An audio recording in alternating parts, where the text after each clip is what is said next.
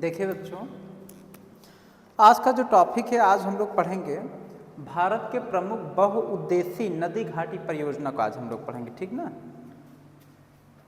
देखिए, भारत के प्रमुख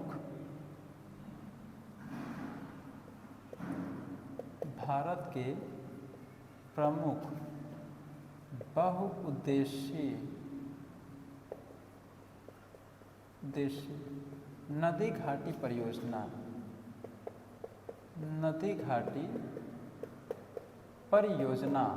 के बारे में आज हम लोग पढ़ेंगे, ठीक ना। भारत के प्रमुख नदी घाटी परियोजना के बारे में हम लोग पढ़ेंगे। तो देखिए, नदियाँ निकलती कहाँ से, आपको पता है। नदियाँ ऐसे करके पहाड़ों से निकलती हैं, इस टाइप से। नदियाँ कहाँ से निकलती, पहाड़ों से निकलती हैं। ये आपकी नदियाँ हैं, ठीक ना। और जब नदियाँ आपके पहाड़ों से निकलती हैं तो यहीं पर नदियों के रास्ते में क्या बना दिया जाता है, ऐसे बांध बना दिया जाता है। क्या बना दिया जाता है, बांध। क्या बनाते हैं, बांध। अच्छा, नदियों से बांध बना करके हम लोग क्या करते हैं, इसके पानी को कहीं भी ऐसे, इसके पानी को हम लोग कहीं भी मोल्ड कर सकते हैं, कहीं भी इसके पानी को किसी भी डायरेक्शन में मोल्ड कर सकते हैं। जब बांध बना दिए तो वहाँ पानी रुकेगा, समझ गए कि नहीं, ये तरीका है। अच्छा, बांध बनाने के कई सारे फायदे होते हैं। जैसे आप अगर बांध बनाते हैं, नदियों के पानी को अवरुद्ध करते हैं, तो उसके कई सारे पर्पस को ध्यान में रख करके ऐसा करते हैं। क्या क्या तरीके, क्या क्या कर सकते हैं। जैसे मल्टीपर्पज होता है। मल्टीपर्पज में क्या क्या पर्पस होता है। जैसे पहला पर्पस तो होता है आप इलेक्ट्रिक बनाने में, इलेक्ट्रिक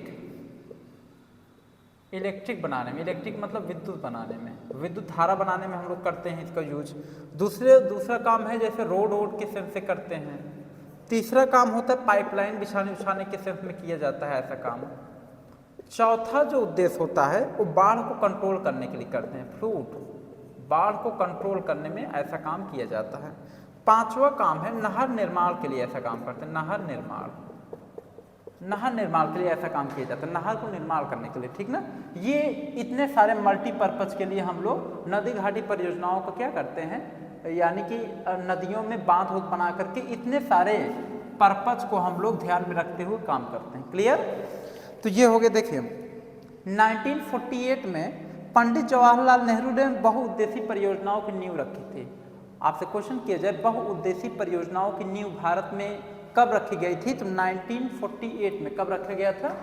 इसकी जो नींव रखी गई थी, इसकी नींव कब रखी गई थी, 1948 में। और किसने रखा था, पंडित जवाहरलाल नेहरू ने रखा था। पंडित जवाहरलाल नेहरू, PJN मतलब पंडित जवाहरलाल नेहरू ने 1948 में बहुउद्देशीय परियोजनाओं की नींव रखी थी भारत में, ठीक ना। देखिए, पहला जो परियोजना है उसका क्या नाम है, जो फर्स्ट परियोजना बनाया गया था, दामोदर घाटी परियोजना है। जो पहली परियोजना बनाया गया था उसका क्या नाम है, दामोदर घाटी परियोजना। हम यहाँ लिखते हैं, ध्यान देखिए, एकदम क्लियर देख लीजिए। फर्स्ट परियोजना, पहला परियोजना का नाम क्या था, पहला नदी घाटी परियोजना का नाम क्या था। पहला जो परियोजना था उसका नाम है दामोदर घाटी परियोजना। दामोदर घाटी परियोजना पहले परियोजना, सबसे पहला परियोजना था दामोदर घाटी परियोजना। क्लियर, एकदम देखते रहिए। नेहरू ने बहुउद्देशीय परियोजनाओं को आधुनिक भारत का मंदिर कहा। नेहरू ने क्या कहा था कि ये जो हमारे बहुउद्देशीय नदी घाटी परियोजनाएं हैं ये भारत के मंदिर के जैसे हैं। ये पंडित जवाहरलाल नेहरू ने कहा था। उसके बाद अब आपका देखिए, इसमें परियोजना, नदी और राज्य का नाम है। हम यहाँ पे बना देते हैं, बोलते जाते हैं, आप लिखते जाएंगे। देखिए, यहाँ पे आप यहाँ पे ऐसे कॉलम बनाएंगे, लिखेंगे परियोजना, ऐसे यहाँ पे लिखेंगे नदी, फिर यहाँ पे लिखेंगे आप राज्य। ऐसे कॉलम बनाए, तीन कॉलम बनाएंगे। इसमें कैसे लिखेंगे, जैसे पहला है जैसे सतलज परियोजना। जो आपका सतलज परियोजना है किस नदी पर बनाया गया है, चिनाब नदी पर बनाया गया। और उसके बाद ये किस राज्य में है, जम्मू एंड कश्मीर में है। ऐसे आपको लिखना है। क्लियर। तो हम बोलते जाते हैं, आप लिखते जाएंगे। क्लियर। देखिए, सलाल परियोजना, अगला परियोजना में लिखिए सलाल परियोजना। चिनाब नदी, जम्मू कश्मीर। दुलहस्ती परियोजना, चिनाब नदी, जम्मू कश्मीर। तुलतुल परियोजना, झेलम नदी, जम्मू कश्मीर। उड़ी परियोजना, झेलम नदी, जम्मू कश्मीर। किशन गंगा परियोजना, किशन गंगा नदी जम्मू कश्मीर में, ठीक ना। बलगीहार परियोजना चिनाब नदी जम्मू कश्मीर में, ये हो गया, ठीक। उसके बाद देखिए इसमें अब हिमाचल प्रदेश की कुछ प्रमुख परियोजना है, इसी में आप लिखते जाएंगे, ठीक। उसके बाद भांगड़ा परियोजना, भाखड़ा भाखड़ा भाखड़ा परियोजना सतलज नदी हिमाचल प्रदेश में। उसके बाद है आपका कोलडैम परियोजना सतलज नदी हिमाचल प्रदेश में। पार्वती परियोजना पार्वती नदी हिमाचल प्रदेश में, ठीक।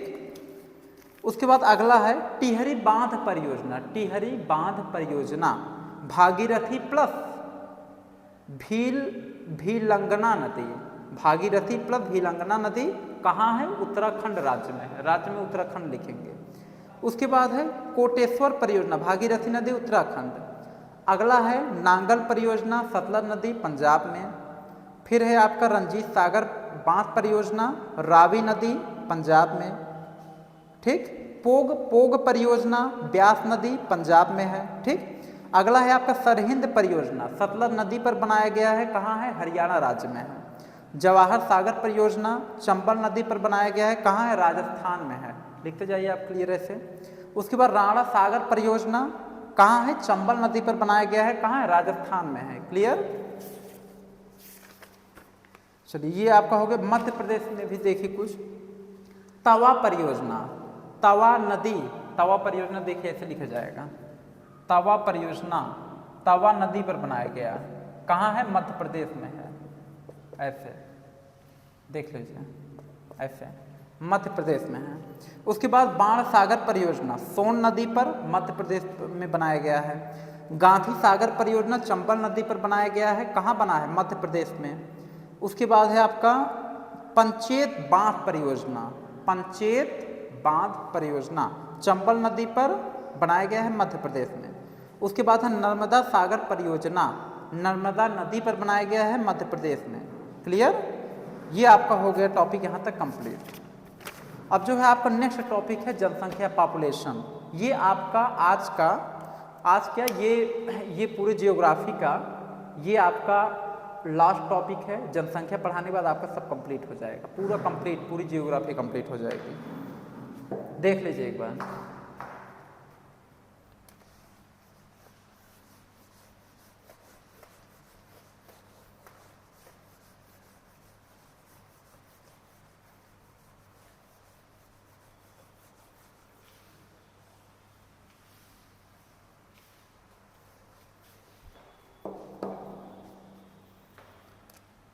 देखिए आपका टॉपिक है जनसंख्या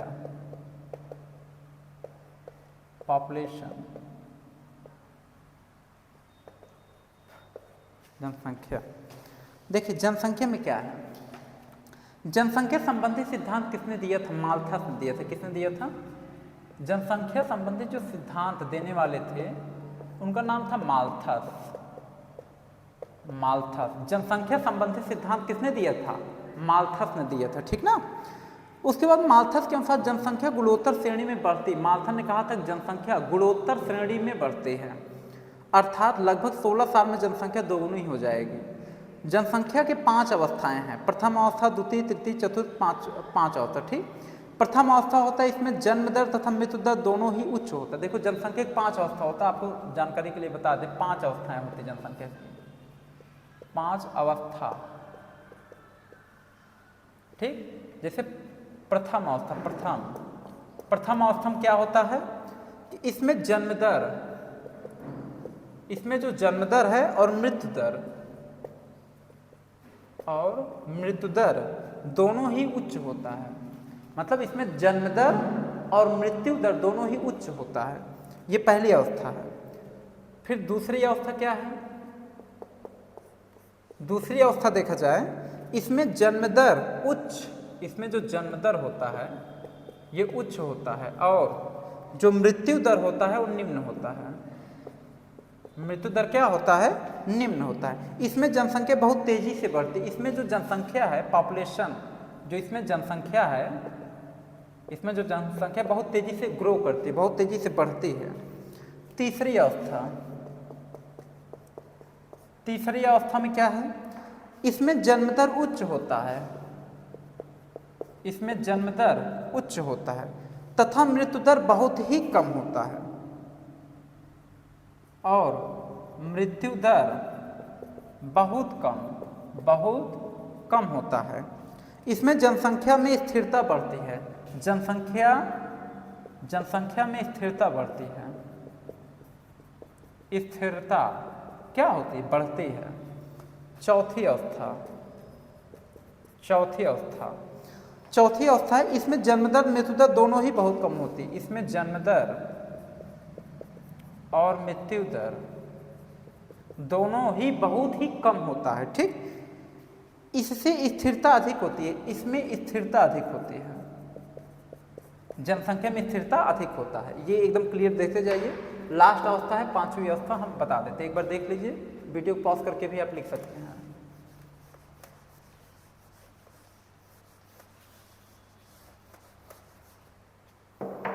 लास्ट है पांचवी अवस्था। पांचवी अवस्था ऐसे लिखना पड़ता है, अवस्था ऐसे लिख दिया करो। पांचवी अवस्था ऐसे पूरा लिखा कीजिए आप सब। इसमें जन्मदर तथा मृत्यु दर दोनों ही अत्यधिक कम होता है। जन्मदर और मृत्यु दर दोनों ही अत्यधिक कम होता है, अत्यधिक कम होता है। ये पांचवी अवस्था है। देखिए ये क्लियर हो गया। इसमें जन्मदर और मृत्यु दर दोनों ही अत्यधिक कम होता है पांचवी अवस्था में। अब देखिए भारत में पहली बार जनगणना कब हुआ था पता है? 1872 में, 1872 में भारत में पहली बार जनगणना हुआ था। अब देखिए यहाँ पे 1872 में लॉर्ड मेयो के कार्यकाल में, लॉर्ड मेयो के कार्यकाल में भारत में सब पहली बार जनगणना हुआ था। भारत में लॉर्ड मेयो कार्यकाल में भारत में पहली बार जनगणना हुआ, पहली बार जनगणना हुआ था। ठीक, लॉर्ड मेयो के कार्यकाल में भारत में पहली बार जनगणना कब हुआ था? 1872 में लॉर्ड मेयो के कार्यकाल में हुआ था, जानते रहिएगा। उसके बाद है यहाँ पे नियमित 10 की जनगणना लॉर्ड रिपन के समय हुआ था। इसमें दिया है 1881 में। देखिए 1881 में लॉर्ड रिपन के कार्यकाल में इसमें दिया है नियमित 10 की जनगणना हुआ था। नियमित 10 की जनगणना हुआ, नियमित 10 की जनगणना हुआ था। ठीक, उसके बाद नियमित रूप से 2011 की जनगणना 14वीं थी, किंतु प्रारंभ 15वीं थी। भारत में जनगणना का दायित्व रजिस्ट्रार जनरल का होता है। देखिए भारत में जो जनगणना का जो दायित्व होता है वो होता है रजिस्ट्रार जनरल का होता है, मतलब यही जनगणना कराता है भारत में। ठीक ना, रजिस्ट्रार जनरल। ठीक, विश्व में पहली बार जनगणना स्वीडन ने किया था। पूरे वर्ल्ड में सबसे पहले जनगणना किसने किया था? पूरे वर्ल्ड में अगर विश्व की बात करें, विश्व में सबसे पहले जनगणना, विश्व में सबसे पहले जनगणना किसने किया था? स्वीडन कंट्री ने किया था। स्वीडन कंट्री ने किया था। अगर आपसे ये क्वेश्चन हो कि पूरे वर्ल्ड में सबसे पहले जनगणना किस कंट्री ने कराया था, तो स्वीडन कंट्री ने कराया था। स्वीडन, क्लियर हो गया। अब इसमें दिया है विश्व का 2.4%। देखिए भारत का क्षेत्रफल पूरे वर्ल्ड में कितना परसेंट है पता है? 2.4% है। 2.4% एरिया है। ठीक ना, और पूरे वर्ल्ड में भारत की जनसंख्या कितना परसेंट है पता है? 17%। 17 का मतलब 17%, 17% कहने का मतलब है। 1921 में जनसंख्या में तीव्र कमी देखी गई, अतः इसे महान विभाजन का वर्ष कहा गया। 1951 में भी जनसंख्या में कमी देखी गई, इसे लघु विभाजन कहते हैं। जनगणना 10 साल में एक बार की जाती है। देखिए जनगणना जो है ये कितने साल में कितनी बार की जाती है? तो जनगणना 10 साल में एक बार की जाती है। इसमें दिया है जनगणना 10 साल में कितनी बार की जाती है? एक बार की जाती है। क्लियर। अब देखिए सर्वाधिक जनसंख्या वाला राज्य भारत में कौन है पता है? आप बता सकते उत्तर प्रदेश है। न्यूनतम जनसंख्या वाला राज्य कौन सा है भारत में? सिक्किम है। केंद्र शासित प्रदेशों में सर्वाधिक जनसंख्या वाला केंद्र शासित प्रदेश पहले नंबर कौन आता है? दिल्ली आता है पहले नंबर पे। और उसके बाद देखिए न्यूनतम जनसंख्या वाला केंद्र शासित प्रदेश लक्षद्वीप आता है आपका, ठीक। लिंगानुपात अब लिंगानुपात में देखो 1000 पुरुषों पर महिलाओं की संख्या, लिंगानुपात किसे कहते हैं? 1000 पुरुषों पर महिलाओं की संख्या जो काउंट करके हम लोग एक रेशियो बनाते हैं उसे कहते हैं लिंगानुपात। सर्वाधिक लिंगानुपात वाला राज्य देखिए क्या है? केरल सबसे अधिक सर्वाधिक लिंगानुपात वाला राज्य है केरल, ठीक ना। न्यूनतम लिंगानुपात वाला राज्य क्या है? हरियाणा। उसके बाद देखो सर्वाधिक शिशु लिंगानुपात वाला राज्य कौन सा है? सर्वाधिक शिशु लिंगानुपात वाला राज्य अरुणाचल प्रदेश। न्यूनतम शिशु लिंगानुपात वाला राज्य कौन सा है? हरियाणा। आगे देखते जाइए। और सर्वाधिक साक्षरता वाला राज्य कौन सा है? केरल। 95% साक्षरता वहाँ माना जाता है। न्यूनतम साक्षरता वाला राज्य कौन सा है? बिहार। अब बिहार धीरे धीरे डेवलप की कंडीशन में धीरे धीरे आगे बढ़ रहा है, ठीक। उसके बाद जो है सर्वाधिक नगरीय जनसंख्या कहाँ देखा गया? गोवा में। न्यूनतम नगरीय जनसंख्या कहाँ देखा गया? सिक्किम में। सर्वाधिक पुरुष तथा महिला साक्षरता वाला राज्य केरल है। न्यूनतम पुरुष तथा महिला साक्षरता वाला राज्य कहाँ है? बिहार। आगे भारत, अब देखो अगला टॉपिक है भारत की विभिन्न जनजातियाँ, नेक्स्ट टॉपिक है, इसको देख लेते हैं फिर ये कंप्लीट हो जाएगा। एक बार देख लीजिए इसे।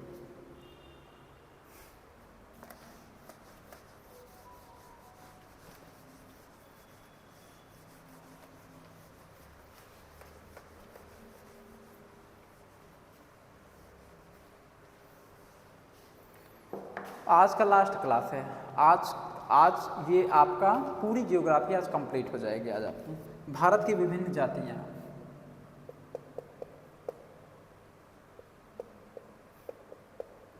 भारत की विभिन्न जनजातियाँ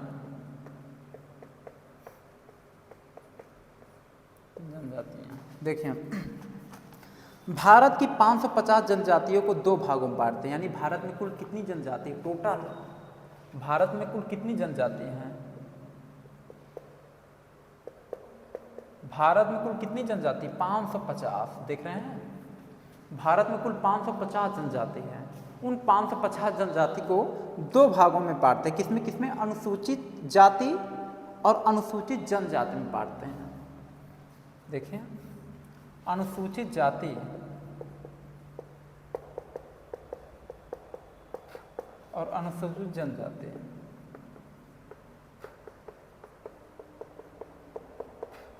ठीक, इसको इंग्लिश में अनुसूचित जाति को एससी कहते हैं और अनुसूचित जनजाति को एसटी कहते हैं, ठीक ना।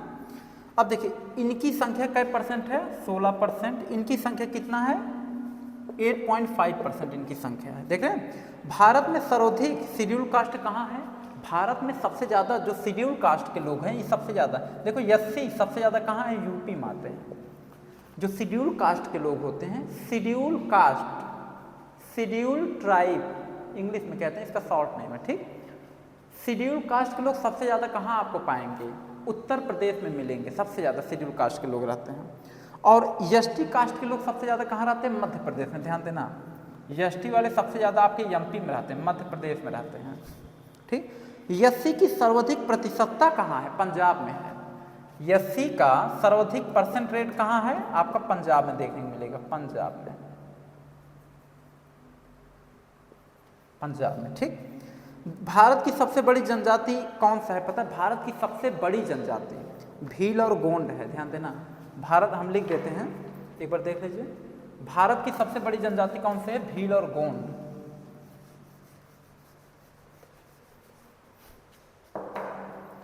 भारत की सबसे बड़ी जनजाति, भारत की सबसे बड़ी जनजाति भील और गोंड है। भील और गोंड है, ठीक। दक्षिण भारत की सबसे बड़ी जनजाति कौन सा है? टोडो। दक्षिण भारत की सबसे बड़ी जनजाति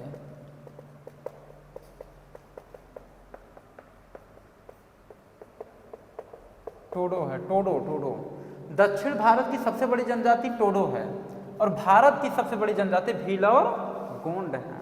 क्लियर हो गया।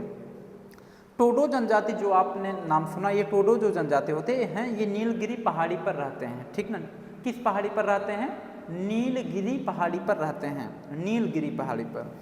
अब देखिए इसमें बिहार का है दिया बिहार झारखंड का दिया है। बिहार झारखंड की सबसे बड़ी जनजाति कौन है पता है? बिहार और झारखंड की सबसे बड़ी जनजाति का नाम है संथाल जनजाति, संथाल जनजाति।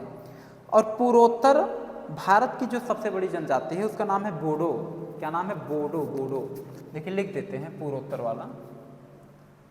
पूर्वोत्तर की सबसे बड़ी जनजाति का नाम है बोडो, बोडो। और बिहार और झारखंड की सबसे बड़ी जनजाति का क्या नाम है? संथाल, संथाल। ठीक। अब देखिए यहाँ पे कुछ हम राज्य लिखते हैं। अब आप यहाँ समझिए, देखिए यहाँ हम राज्य लिखते हैं, ऐसे कॉलम बनाओ और यहाँ पे कॉलम बनाएंगे जनजाति का, ठीक ना। यहाँ हम राज्य बोलेंगे, जैसे हमने बोला यहाँ जम्मू और कश्मीर, और जम्मू और कश्मीर में कौन कौन सी जनजाति पाई जाती है यहाँ उसका नाम बोलेंगे, आपको लिखना पड़ेगा। जैसे जम्मू कश्मीर में गद्दी, गद्दी, वकरवाल, गद्दी, बकरवाल, ये सब जनजाति पाई जाती है। कहाँ? जम्मू और कश्मीर में। ऐसे हम हर स्टेट का बोलेंगे, आप लिखते जाइए। जैसे लिखिए गुजरात का, यहाँ लिखिए गुजरात राज्य में और जनजाति बोल रहे हैं जा रहे हैं तो लिखिए गुजरात। गुजरात के हैं भील, बंजारा, पटेलिया, काला, डाफर, टोलिया। राजस्थान का लिखिए मीना, भील, बंजारा, कोली। यूपी व उत्तराखंड का लिखिए थारू।